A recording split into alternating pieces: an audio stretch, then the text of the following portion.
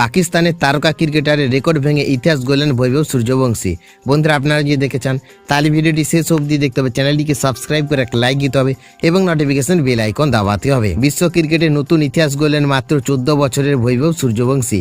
বিহারের এই কিশোর ক্রিকেটার প্রমাণ করে দিলেন বয়স শুধু একটি সংখ্যা। অনূর্ধ্ব 19 একদিনের বিশ্বকাপের আগে দক্ষিণ আফ্রিকার বিরুদ্ধে 3 ম্যাচের ওয়ানডে সিরিজের প্রথম ম্যাচেই বিশ্ব রেকর্ড গড়লেন তিনি। টচ করতে নেমে পাকিস্তানের প্রাক্তন ক্রিকেটার আহমেদ শাহজাদের রেকর্ড ভেঙে দিলেন বৈভব। 14 বছর 282 দিন বয়সে ভারতের অনূর্ধ্ব 19 দলকে নেতৃত্ব দিয়েই তিনি হয়ে উঠলেন বিশ্বের সবচেয়ে কম বয়সী অধিনায়ক। শনিবার দক্ষিণ আফ্রিকার বিরুদ্ধে প্রথম ওয়ানডেতে টচ করেন বৈভব সূর্যবংশী, আর সেখানেই তৈরি হয় নতুন নজির। এর আগে 2006 সালে পাকিস্তানের অনূর্ধ্ব 19 দলকে 15 বছর 141 দিন বয়সে নেতৃত্ব দিয়েছিলেন আহমেদ শাহজাদ। দীর্ঘ 19 বছর পর সেই রেকর্ড ভেঙে দিলেন ভারতীয় কিশোর।